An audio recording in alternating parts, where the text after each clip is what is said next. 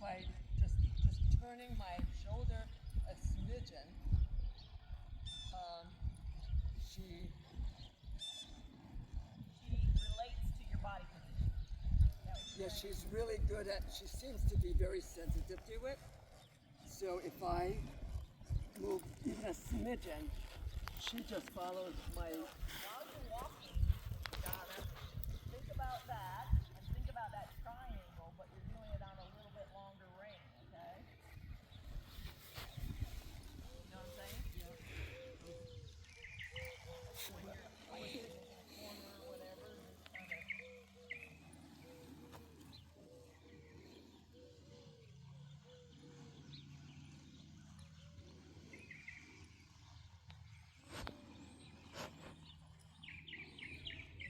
You know what? That kind of mustardy color looks really good on her. Oh yeah. I'm going to send you a couple pictures. Might be something to think about when we make her look and out. Oh, let's go straight here. You're not listening.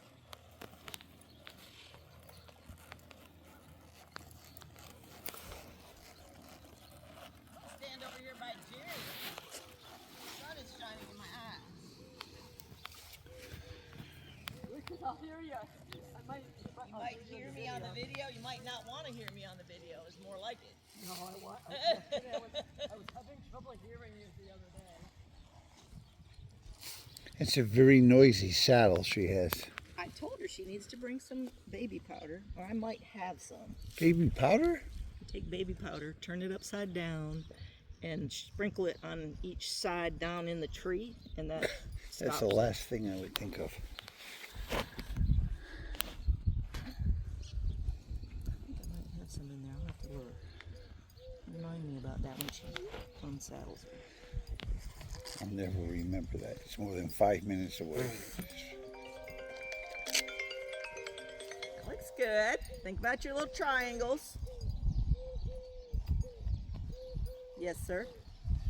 I'm over here with Prince. Heavy or no heavy? I think by now you can just leave them in a sheet. Okay. And put And everybody else in their sheets too? yep. Okay. All right, I'll do that while I'm over here then. Okay. And I don't know if I told you this or not, but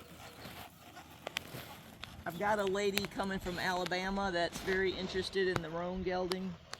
Yes, ma'am. So we need to kind of bring him in and see what he needs cleaning up wise. She'll be here in about 2 hours. Just brush him off. He's not sweaty. I just brought him in. Oh, you did? Just run- Okay. Yeah, we I need just to. brought him in.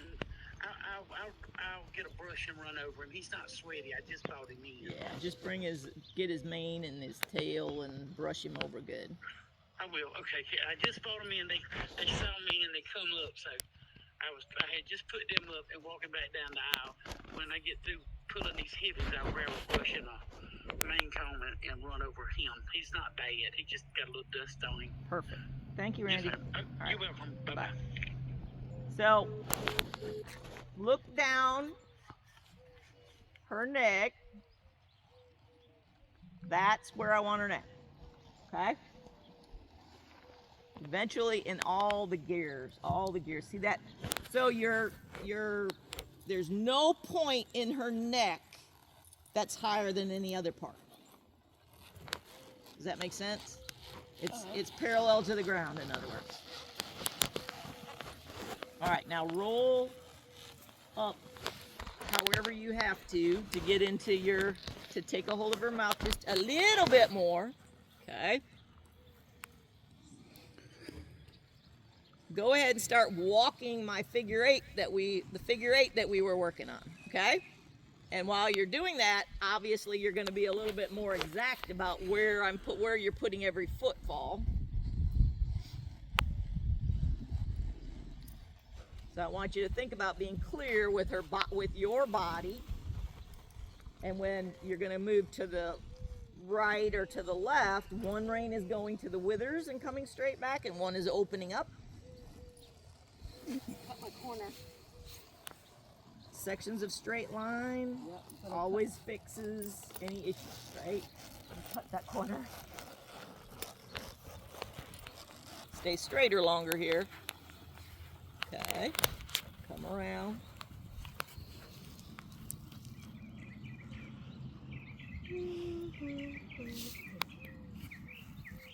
Good. That looked very good.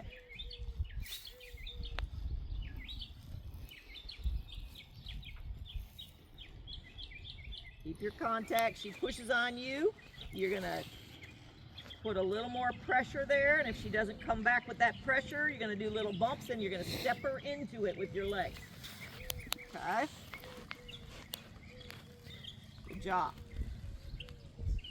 Now you're laying out your cheat sheet, right? You're figuring out where you're gonna go.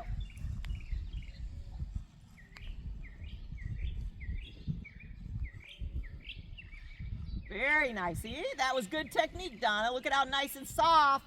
When you were soft, how nice she was soft in her mouth, right?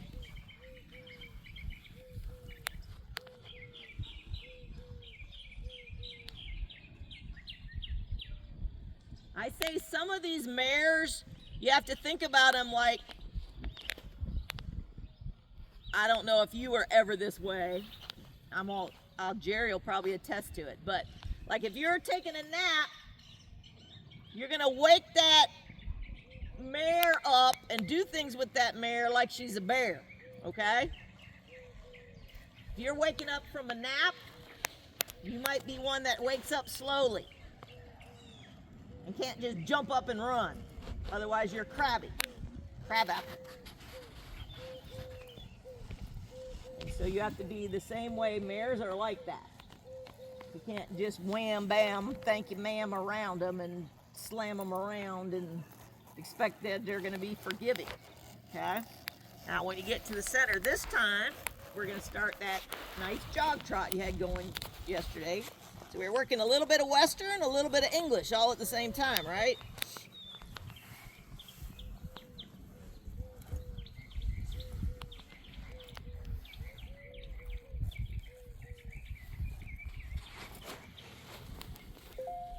One thing about it, flies aren't so bad. Nope.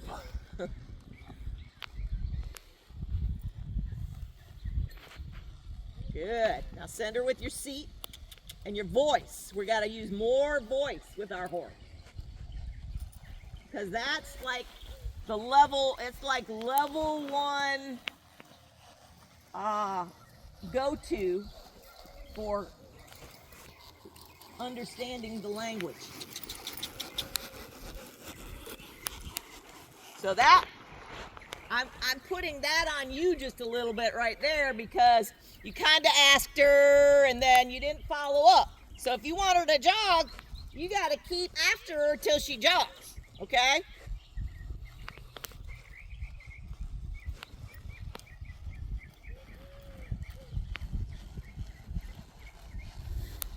Take your hands where you want to go. Good. Make sure you're sitting on your outside seat bone. We're going to talk a little bit more about some of our really advanced aids as well. So if you want her to go to the right, you have to be either equally plugged in or plugged in a little more on your left seat bone, the outside one.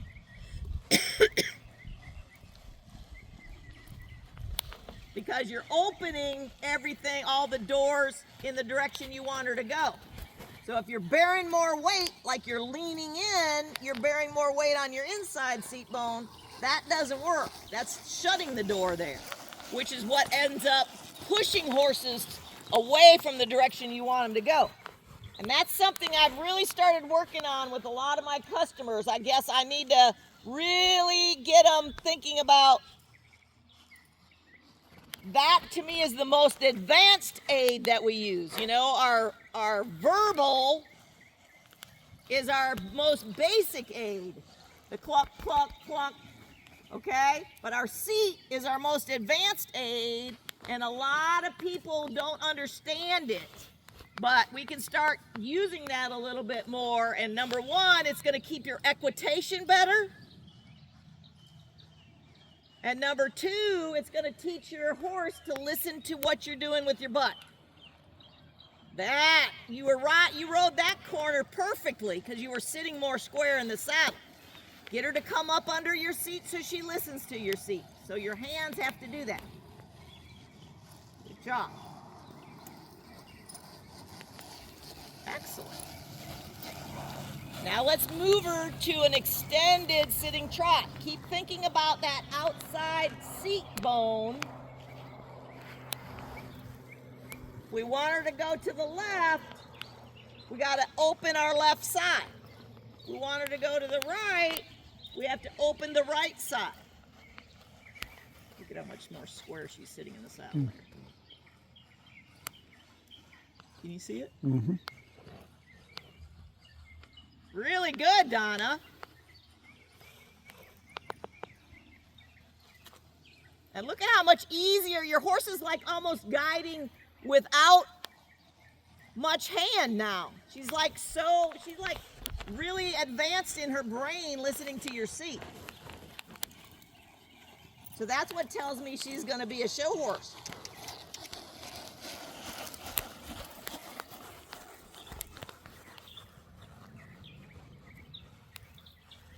We're on our outside seat bone, opening up the inside. Don't lose connection with your hands. Good. We're riding the backside of our horse. Stay on that outside seat bone. Get your pace up just a little bit. Good. Get really good connection here, because remember where we were struggling yesterday, seems like yesterday, 2 days ago, was losing connection when we started posting.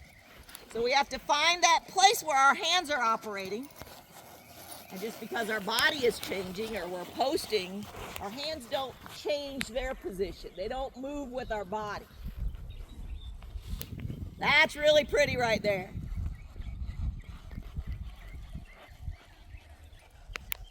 Really good. Get her down in there. You don't have to, when I say get her down in there, we don't have to do it in a hurry. We can do it over 3 or 4 or 5 strides, right? Because that's what makes it look, number 1, easy.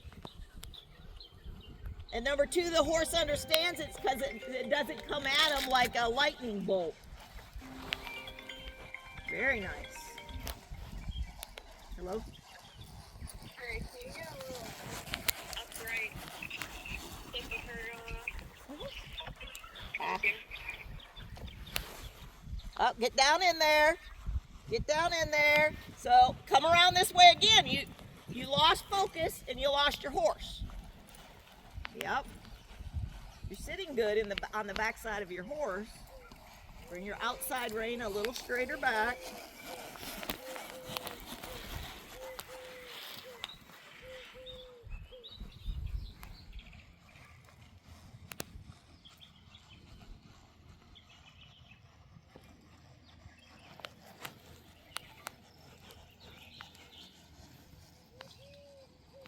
All right, do not use your outside leg to push her around, okay? Your leg is not telling her where to go.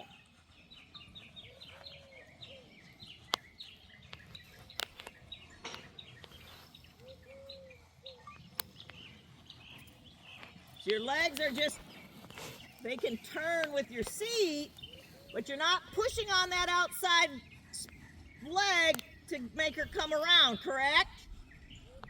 Okay, there, she's down in the bridle, good. Go around one more time. Use your rein like a C shape if you need to take a hold more, like you don't even have to move your wrist or your whole hand, you just turn your wrist a little.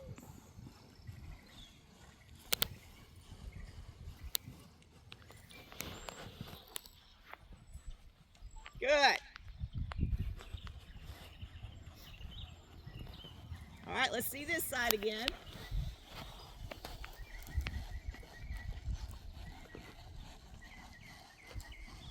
Yep, roll your wrist, send her to your hand, there. She pushes on your hand. You might bump a little bit, but it's so dang subtle, Bump, bump, bump, bump, bump, bump, bump. There, soften. Good. Sweet. Now work on your posting trot. Your hands still. Keep your hands doing what they're doing. You should be able to post without even thinking about it, right? So keep concentration on that connection you want with your horse. Bump, bump, bump that face. There. Bump, bump, bump, bump, bump, bump. There. Good job. Sweet. That neck out there flat. Post to your left front leg. You know, we're rising to our outside leg. Post a little towards it. Go around again. Post towards that outside leg. That'll allow her to have a little more balance as well.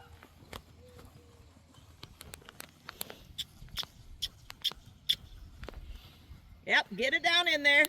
Get down in there. Bump, bump, bump, bump, bump. There. Good. And then soften. Sweet. Try one more time here. Yep. Cluck to her. I want to hear you clucking and kissing and doing the things that you need to do for the gaits. There. See how she engaged right after that? She goes, oh, okay.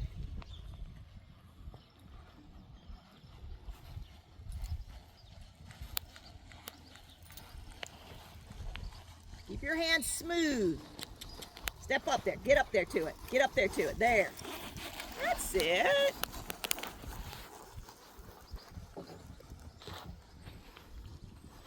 Sweet. Much better.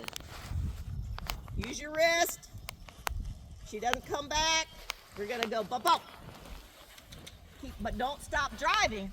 You got to drive her to it. Drive her to it. There. Now soft. Drop your hand there. Step up there. Keep your pace the same.